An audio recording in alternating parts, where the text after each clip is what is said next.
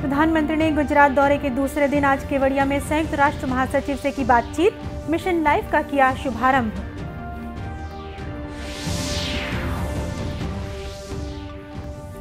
केंद्रीय शिक्षा मंत्री ने नेशनल क्रेडिट फ्रेमवर्क का मसौदा जन परामर्श के लिए किया जारी।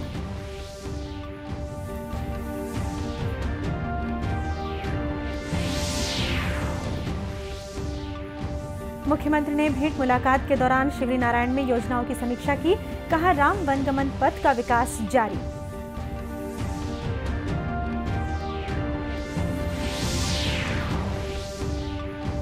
और केंद्र सरकार के स्वच्छ भारत मिशन के तहत दुर्ग में चलाया जा रहा है विशेष स्वच्छता अभियान।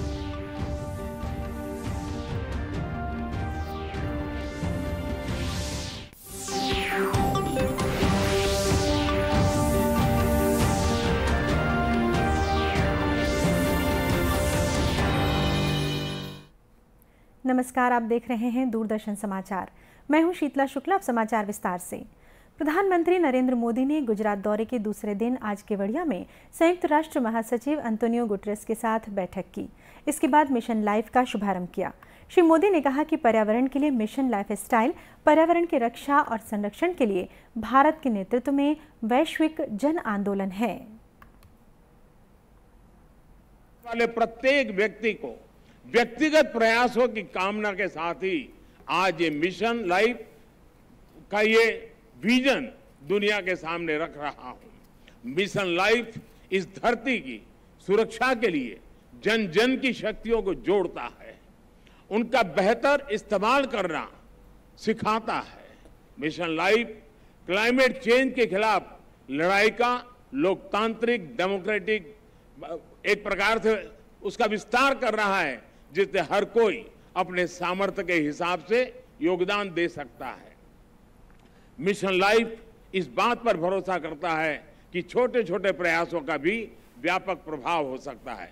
मिशन लाइफ हमें प्रेरित करता है कि हम सब अपनी रोजमर्रा की जिंदगी में ऐसा बहुत कुछ कर सकते हैं जिससे पर्यावरण की सुरक्षा हो।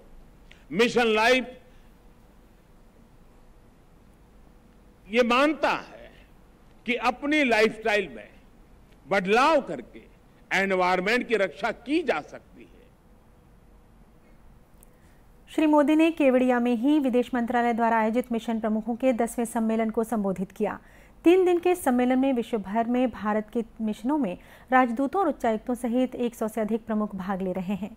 सम्मेलन में समकालीन भू राजनीतिक और भू आर्थिक स्थिति से संबंधित मुद्दों पर विचार किया जाएगा। केंद्रीय शिक्षा मंत्री धर्मेंद्र प्रधान ने नेशनल क्रेडिट फ्रेमवर्क का मसौदा जन परामर्श के लिए जारी किया है। इसे शैक्षणिक और व्यावसायिक क्षेत्रों में तालमेल के लिए तैयार किया गया है। ये रूपरेखा स्कूलों और उच्च शिक्षण संस्थानों को व्यावसायिक शिक्षा से जोड़ेगी और विद्यार्थियों की प्रगति के लिए असंख्य विकल्प उपलब्ध कराएगी। ये बीच में शिक्षा छोड़ने वाले विद्यार्थियों को फिर से पढ़ाई शुरू करने में भी मदद करेगी। श्री प्रधान ने कहा कि नेशनल क्रेडिट फ्रेमवर्क राष्ट्रीय शिक्षा नीति के तहत विकसित किया गया है। ये कौशल प्राप्त करने, इसे उन्नत करने तथा इसकी आधिकारिक मान्यता और मूल्यांकन का माध्यम है। उन्होंने सभी स्कूलों, शैक्षणिक संस्थानों, ITI, इंजीनियरिंग कॉलेजों और विश्वविद्यालयों से अपनी वेबसाइट पर इस फ्रेमवर्क के लिए जन परामर्श आयोजित करने की अपील की। मुख्यमंत्री भूपेश बघेल ने भेंट मुलाकात के दौरान शिवरी नारायण में जन कल्याणकारी योजनाओं की समीक्षा की। बैठक के बाद मीडिया को संबोधित करते उन्होंने कहा कि राम वनगमन पर्यटन परिपथ परियोजना के तहत पहले चरण में कोरिया से लेकर सुकमा तक 9 स्थलों का चयन किया गया था। इनमें से शिवरी नारायण और चंदखुरी में शुरुआती चरण के काम पूरे हो चुके हैं। शेष 7 स्थलों का विकास भी तेजी से किया जा रहा है। भगवान राम ने वनवास काल में जिन स्थानों में प्रवास के दौरान रुके थे, उससे उन स्थानों को राम वनगमन पर्यटन परिपथ के रूप में हम लोग विकसित कर रहे हैं। पहले चरण में कोरिया से लेकर सुकमा तक के 9 स्थानों का चयन किया है, जिसमें से श्री नारायण चंदखुरी में शुरुआती चरण के काम पूरे हो चुके हैं। 7 स्थलों पे विकास के काम भी तेजी से किया जा रहा है। मुख्यमंत्री ने पत्रकारों को बताया कि भेंट मुलाकात के दौरान वे सरकारी योजनाओं के बारे में लोगों से फीडबैक भी ले रहे हैं। भेंट मुलाकात कार्यक्रम का मुख्य उद्देश्य ये है कि जनता से सीधा फीडबैक लेना कि योजनाओं का लाभ बराबर मिल रहा है नहीं मिल रहा है, चाहे राजीव गांधी किसान न्याय योजना की राशि हो, चाहे भूमि श्रमिक न्याय योजना का हो, चाहे गोधन न्याय योजना का लाभ मिल रहा है नहीं मिल रहा है। नरवा हमारा प्रोग्राम है, सार्वजनिक वितरण प्रणाली के भी बारे में जानकारी, साथ ही स्वामी आत्मानंद अंग्रेजी स्कूल, मुख्यमंत्री सुपोषण योजना, हाट बाजार क्लिनिक योजना, बिजली बिल आधा का लाभ मिल रहा है कि नहीं मिल रहा है, ये सारी फीडबैक हम लोग ले रहे हैं।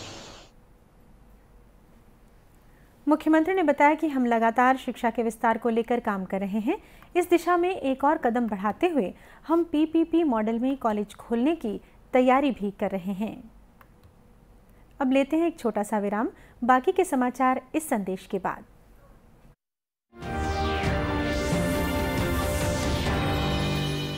क्या बात है, बहुत ठीक लग रहा है। 3 महीने में पैसे डबल, वाह, फास्ट और हाई रिटर्न्स भी। क्या स्कीम है? कल तो नहीं थी यहाँ, और कल होगा भी नहीं। तूने कभी 5 ओवर में डबल सेंचुरी मारी है? ऐसे स्कीम के बहकावे में आके हम धोखा खा सकते हैं। और आरबीआई कहता है अपना पैसा सुरक्षित रखो और समझदारी से निवेश करो। अगर ज्यादा रिटर्न के पीछे भागोगे तो रिस्क भी उतना ही उठाओगे, और फास्ट रिटर्न से बच के, और फास्ट बॉलिंग से भी। आरबीआई कहता है जानकार बनिए, सतर्क रहिए। सर, आपका केवाईसी अपडेट करना है, नहीं तो अकाउंट और एटीएम कार्ड ब्लॉक हो जाएगा। सावधान सावधान। 2.5 करोड़ का इनाम मुझे। देखिए, अनजाने कॉल्स, फर्जी ईमेल्स, लिंक्स और जाली ऐप से अपना पिन, ओटीपी, पासवर्ड कभी भी किसी के साथ शेयर न करें। आप रहेंगे सावधान तो नहीं होगा नुकसान। आरबीआई कहता है जानकार बनिए, सतर्क रहिए।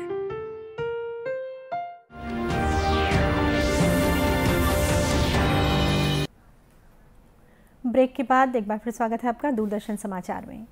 India post payment bank (IPPB) और reserve bank innovation hub (RBIH) एक साथ आ गए हैं। वे समाज के बड़े वर्गों की वित्तीय समाधानों की पहुंच बढ़ाने और बाधा रहित लेन देन करने के प्रयासों पर जोर देंगे। संचार मंत्रालय ने एक बयान में कहा है कि IPPB और RBIH अपनी नई योजनाएं तैयार करेंगे, उन्हें लागू करेंगे तथा उपभोक्ताओं के द्वार तक डिजिटल सेवाएं लाकर मौजूदा अंतर दूर करने का सुझाव देंगे। RBIH भारतीय रिजर्व बैंक की पूर्ण स्वामित्व वाली सहायक कंपनी है, जिसे वित्तीय क्षेत्र में नवाचार में तेजी लाने को बढ़ावा देने के लिए तैयार किया गया है। गौरतलब है कि देश के सामान्य लोगों के लिए सुगम, किफायती और भरोसेमंद बैंक की परिकल्पना के साथ इंडिया पोस्ट पेमेंट बैंक का सितंबर 2018 में शुभारंभ किया गया था। केंद्र सरकार स्वच्छ भारत मिशन के तहत देश भर में विशेष स्वच्छता अभियान चला रही है। इसी कड़ी में सभी शासकीय कार्यालयों और शैक्षणिक संस्थाओं में स्वच्छता कार्यक्रम आयोजित किए जा रहे हैं। दुर्ग जिले के भी केंद्रीय कार्यालयों, पोस्टल, रेल, शिक्षा और स्वास्थ्य सहित विभागों में अधिकारी और कर्मचारी स्वच्छता अभियान में अपना योगदान दे रहे हैं। विभिन्न विभागों के अधिकारियों ने स्वच्छता अभियान के बारे में कहा कि इससे न सिर्फ हमारा परिवेश स्वच्छ होता है, बल्कि पर्यावरण भी संरक्षित होता है। निदेशालय से मिले निर्देश के अनुसार सभी डाकघर, विभागीय डाकघर और उनके एडमिनिस्ट्रेटिव ऑफिस में इस अभियान को चलाया जाना है, और साथ ही डाकघर की साफ सफाई, और न केवल साफ सफाई बल्कि उसकी गुणवत्ता में सुधार का भी इसमें योगदान है। अभी तक हम लोगों ने दुर्ग संभाग में 83 डाकघरों में से 71 डाकघरों में साफ सफाई का कार्य किया है, ताकि ग्राहकों को, जो हमारे कस्टमर्स हैं, उनको अच्छा फील हो, हमारे कर्मचारियों को अच्छा फील हो और डाकघर में साफ सफाई दिखाई दे। हमारा यहाँ जो सरकार का द्वारा जो सफाई कार्यक्रम रखा गया है, हम लोग को डेली ये स्टेशन, ऑफिस और हमारा स्टेशन परिसर, इसको हम लोग साफ सुथरा रखता है, और उसको हम लोग, मैं और हमारा कमर्शियल का जो SS रखा के नया अभी पोस्टिंग हुआ, उनके साथ में हम लोग मनोबरत 1-2 घंटा में एक बार हम लोग उसको सफाई का वो ये करते हैं, निरीक्षण करता है और यहाँ का सफाई करता है। स्वच्छ भारत अभियान में संपूर्ण महाविद्यालय परिवार का अत्यंत महत्वपूर्ण योगदान रहा। प्रत्येक अधिकारी, कर्मचारी और विद्यार्थियों ने जिस स्थान पर उनकी कक्षाएं हैं, जिस स्थान पर वो बैठते हैं, जिस कॉलेज के जिस परिसर का प्रयोग करते हैं, सभी ने मिलकर उस पूरे परिसर को स्वच्छ बनाने में अपना महत्वपूर्ण योगदान दिया। इस स्वच्छता अभियान में शैक्षणिक संस्थाओं के एनसीसी और एनएसएस के विद्यार्थी भी अपना योगदान दे रहे हैं। प्रदेश सरकार स्थानीय परंपरा और संस्कृति को संरक्षण देने के साथ ही नवाचारों को भी प्रोत्साहन दे रही है। बात चाहे इको फ्रेंडली दियों की हो, गुलाल की हो, अगरबत्ती की हो या अन्य दैनिक उपयोगी सामानों की, सभी को रिसाइकल और रीयूज की तकनीक का इस्तेमाल कर तैयार किया जा रहा है। इन नवाचारों में अहम भूमिका निभा रही हैं स्व सहायता समूह से जुड़ी बहनें। कोरबा जिले के कटघोरा विकासखंड के जननी महिला संकुल संगठन की बहनें भी कुछ ऐसा ही कर रही हैं। ये बहनें गोबर से आकर्षक इको फ्रेंडली दिए बना रही हैं। कलेक्टर संजीव झा ने बताया कि राष्ट्रीय ग्रामीण आजीविका मिशन के तहत इन महिलाओं को प्रशिक्षण दिया गया है। अपने गांव में जो गोठान स्थापित हुए हैं उसमें गोधन न्याय योजना के तहत गोबर खरीदी हो रही है और उसमें वर्मी कंपोस्ट के साथ साथ बहुत सारे ऐसे उत्पाद बनाए जा रहे हैं जो गोबर से बनाए जा रहे हैं और उनका विभिन्न क्षेत्रों में उपयोग भी हो रहा है। उसी तरह से जो धवईपुर है जहाँ पर गोठान में महिलाएं जो गोबर खरीदी की गई है उससे वो दिया बना रहे हैं। जो धार्मिक आस्था का पर्व दीपावली में उसके पूजन और बाकी जलाने के लिए उपयोग तो होगा, उसमें फूलों के बीज भी डाल रहे हैं। उससे क्या होगा कि जो दिया का जब जलाने के बाद उनकी उपयोगिता समाप्त हो जाएगी तो उसमें फिर वो जमीन में जाने के बाद उससे फूल के पौधे तैयार होंगे और उससे फूल का भी एक एनवायरनमेंट के इको फ्रेंडली भी है और चूंकि गोबर से है तो पवित्रता और आस्था से भी जुड़ा हुआ है। लोगों को रोजगार भी इससे मिल रहा है। बहुत सारी महिलाएं इसमें जुड़ी हुई हैं। एक लगातार नवाचार कर रही हैं गोधन न्याय योजना के तहत गोठान में, उसी का एक प्रतिरूप ये। दिया बनाने वाली बहनों का कहना है कि वे बाजार की मांग के अनुरूप इको फ्रेंडली उत्पाद बनाती हैं। उन्होंने बताया कि इको फ्रेंडली राखियां और दिए तथा ऑर्गेनिक खाद उनके द्वारा तैयार किए जाते हैं। बहनों ने बताया कि इससे उन्हें अच्छी आमदनी हो जाती है। अब समूह से जुड़कर हम लोग रोजगार मिला है हम लोग को और यहाँ पे हर वर्ष की भांति इस बार भी दीपावली के सीजन में दिया बनाए जा रहे हैं गोबर का। और हमारे दिया बनाने के लक्ष्य है ना और नरवा गुरवा गोठान में है, उसी से हम लोग को आइडिया आया कि हम लोग गोबर से क्या क्या बना सकते हैं, जैसे कि दिया है, धूप है, मूर्ति है और हर सारे ही बनाते हैं। जैसे होली आ गया है तो उनके लिए कलर बनाते हैं। जैसे जैसे सीजन उस हिसाब से हम लोग कुछ ना कुछ बनाते रहते हैं। गौरतलब है कि केंद्र सरकार की राष्ट्रीय ग्रामीण आजीविका मिशन आदिवासी बाहुल्य कोरबा जिला में महिलाओं को आत्मनिर्भर बनाने में विशेष भूमिका निभा रहा है। और अब अंत में मुख्य समाचार एक बार फिर। प्रधानमंत्री ने गुजरात दौरे के दूसरे दिन आज केवड़िया में संयुक्त राष्ट्र महासचिव से की बातचीत, मिशन लाइफ का किया शुभारंभ।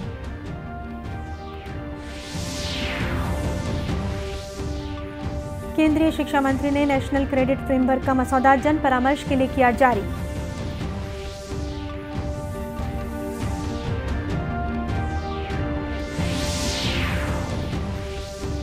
मुख्यमंत्री ने भेंट मुलाकात के दौरान शिवरी नारायण में योजनाओं की समीक्षा की, कहा राम वनगमन पथ का विकास जारी।